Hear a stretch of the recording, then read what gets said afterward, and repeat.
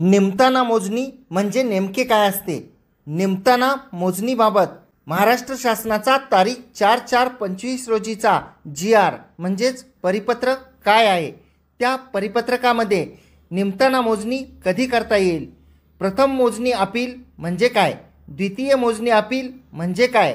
आणि हे अपील करत असताना कोणकोणत्या गोष्टी आवश्यक आहेत? त्याबाबत पूर्वीची कोणकोणती परिपत्रके आहेत? त्याबद्दल कायद्यामध्ये काय तरतूद आहे?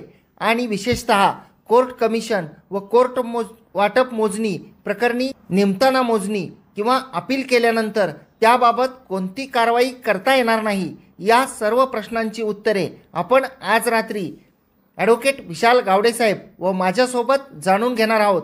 सोबतच परिपत्रकाचे आपण विश्लेषणसुद्धा करणार आहोत. त्यासाठी अद्याप आपण कोर्ट कचेरी या यूट्यूब चॅनलला सबस्क्राईब केलेले नसेल तर सबस्क्राईब जरूर करा